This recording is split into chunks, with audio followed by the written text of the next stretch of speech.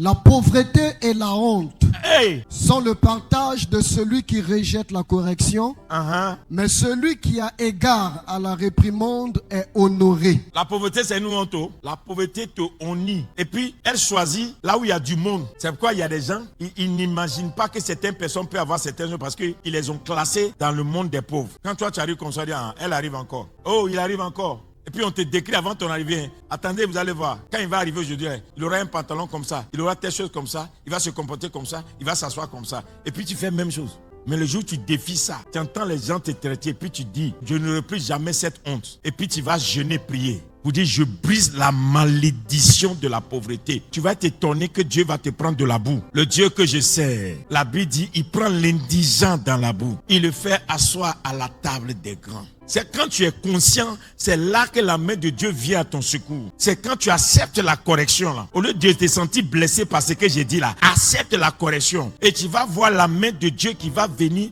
te sortir de là. Dieu ne bénit jamais zéro. Si toi tu es cantérisé zéro, c'est ton problème. C'est pourquoi tout ce que Dieu a demandé, tu as quoi dans la main?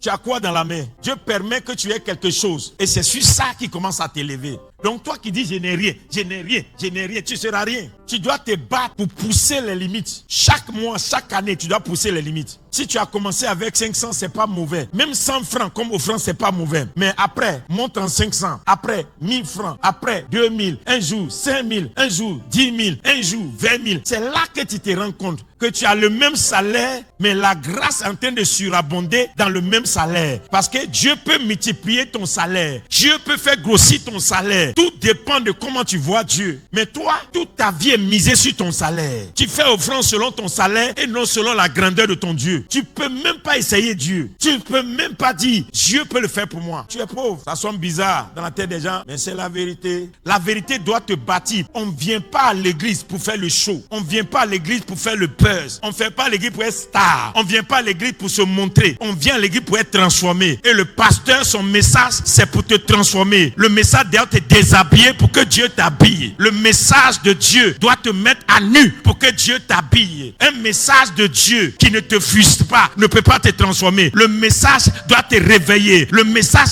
va te bousculer. Le message doit t'amener à rejeter quelque chose. À dire, je prends l'engagement de ne plus être là-bas. C'est ce qu'on appelle un pasteur. Un pasteur, c'est quelqu'un qui est capable de te dire la vérité. Ça te blesse, mais c'est la vérité. C'est pourquoi les gloires là, il faut les entretenir. Quand la gloire de Dieu vient chez toi, quand Dieu élève des gens, ne les rabaissez pas. Chrétien, c'est ta bouche là qui tue tes gloires. Il y a des gens qui vivent une vie païenne, une vie, mais vous les honorez, vous les élevez, vous les acclamez, vous les célébrez. Les gens qui peuvent parler sur votre destinée, qui peuvent prophétiser pour vous, les gens qui peuvent déclarer des choses pour que Dieu agisse dans votre vie, vous les détruisez. C'est ça la pauvreté chez toi. Tu dois te révolter pour dire, cette mentalité me quitte à jamais. Quitte ma maison au nom de Jésus. Qui n'a pas dit amen avec moi? Un riche là, il partage, il rend riche les autres, il provoque ce qu'il a dans la vie des autres. Quand tu vas dans la vie d'un riche, il y a des gens qui sont devenus riches. Il est multimilliardaire et il a fait des millionnaires. Sa montée fait la montée des autres. Mais il y a des gens, ils ne veulent pas que les autres montent. Ils veulent seulement que ce soit eux seuls qui montent. Quand quelqu'un est en train de monter, ça les frustre, ça leur fait mal. Et des gens comme ça là, ils sont dangereux dans la chrétienté. Mon objectif, c'est que tu deviens quelqu'un pour aider quelqu'un. Il ne faut pas être quelqu'un pour mettre les gens sous ta domination. Il faut aimer voir les gens heureux. Il faut aimer voir les gens bénis autour de toi. Parce que c'est ça qui te rend riche. Abraham est riche parce qu'il a 4000 personnes qui mangeaient à sa table. C'est ce que la Bible dit. 4000 personnes qui mangeaient à la table d'Abraham. Mais regardez ce qui se passe dans la dimension de gloire. Ici, c'est la gloire suprême. Je mets quelque chose pour dire seulement, c'est la gloire suprême. Alléluia. Je désire atteindre la gloire suprême. Je commence par le premier niveau de la gloire. Et Dieu me met en face de Papa Gueye. Si je veux avancer dans la gloire, je dois me lever, m'asseoir ici et permettre à lui de venir s'asseoir. Donc lui s'assoit dans ma première gloire. Je vois Papa Gueye, je vois l'apôtre Christian. Toutefois que tu montes en gloire, les contacts changent, les relations changent, la visibilité change, la vision change, l'onction change, la capacité change. Donc quand tu te maintiens au même niveau, tu gardes le même niveau, les mêmes personnes, les mêmes choses, les mêmes réactions. Donc quand je dis, je vais aller dans l'autre gloire, quand je monte ici, lui il doit dire je laisse la place qu'on m'a laissée. Il faut qu'il avance. S'il refuse d'avancer, il empêche les gens là aussi de rentrer dans la gloire. Donc avance. Quand il avance, il est rentré dans la gloire, il me suit. Alors l'autre aussi va rentrer. Ma visibilité change. Je rencontre maintenant l'évangéliste Chancel. Je suis en face de lui. Il devient mon homme. On marche ensemble. On fait des choses. Et c'est le temps de la gloire. La position que je suis maintenant, c'est lui que Dieu met devant moi. Lui, il est en France. Il est français. Il m'invite en France. Je vais en France. On fait les choses de la France. Mais si je n'avais pas pris cette place, je n'allais jamais le rencontrer. Donc, tant que tu refuses aux autres de prendre ta place, toi-même, tu te dis aussi que l'autre niveau qui t'attend là, tu ne rentreras jamais dedans. Quand je quitte ici, et puis j'arrive ici, lui aussi, il rentre dans une gloire. Lui, qui est dans son village, personne n'a jamais voyagé. À cause de ce que je lui ai cédé ma place, lui aussi commence à voir l'homme de Dieu Chancel. L'homme de Dieu Chancel dit, hey, c'est le fils de Papa Béni, je le reçois. Lui aussi, il va en France. Il est le premier dans sa famille à aller en France. C'est-à-dire que c'est une gloire qui introduit une gloire. Si tu refuses d'introduire les gens, toi-même, tu empêches ta gloire. Et lui aussi, il avance. Le vieux Guéhi aussi vient maintenant et puis s'assoit ici. Peut-être que lui n'était pas appelé à être pasteur. Mais tellement la gloire est tombée sur nous que Dieu le saisit. Il dit, toi aussi, tu deviens pasteur. Et lui aussi, il rentre dans le milieu des pasteurs. Il commence à guérir les malades. Il commence à faire des croisades. Il commence à faire des... Waouh! On ne savait pas que le vieux là pouvait faire des miracles aussi. Il est rentré dans la gloire des autres au fur et à mesure. Mais c'est le premier qui a ouvert la porte aux autres. Il a eu un esprit de richesse. Pour dire, je suis riche pour que les autres soient riches. Alors je fais avancer les gens. Et j'éduque les autres à faire avancer les gens. Et quand je m'assois dans la gloire suprême, alléluia, j'ai du monde devant moi. Et je suis avance.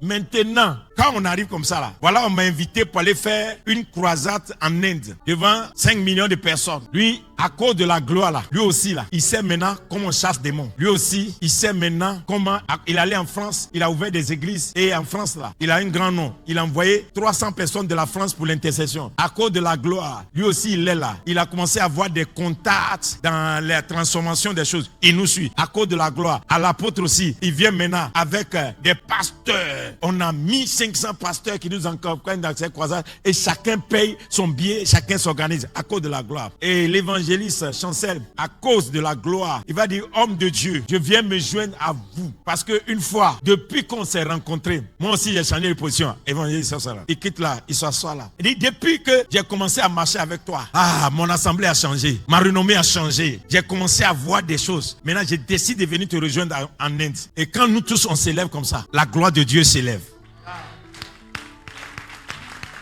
Est-ce que vous comprenez un peu?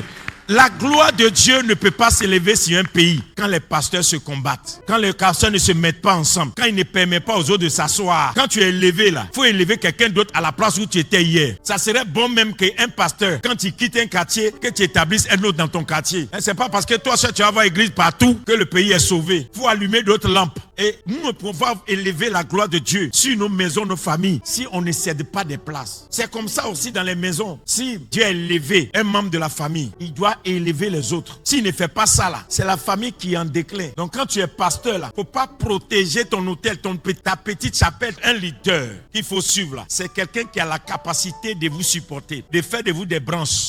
Et on vous voit au travers de lui. Ne suivez jamais un homme leader qui n'aime pas voir les autres monter. Il est dangereux. Quelqu'un de son vivant qui fait les grands, c'est quelqu'un à honorer. C'est comme ça que les richesses rentrent dans les générations. On ne devient pas riche en amassant l'argent. On devient riche en aidant les autres, en rendant les autres aussi prospères. Montre-moi combien de personnes tu veux aider. Je te dirai quelle somme le ciel est prêt à débloquer pour toi. Montre-moi combien de personnes tu es prêt à employer. Je te dirai la position que tu auras dans cette nation comme entrepreneur. Ce que tu as là, ça ne doit pas être pour toi. Tu dois savoir partager. C'est ça, on dit que Dieu a élevé quelqu'un. Ton élévation doit se reposer sur des gens qui te soutiennent. Ton élévation ne doit pas se reposer sur ton orgueil. Je prophétise que le Dieu qui t'habille dans le manteau de multimillionnaire.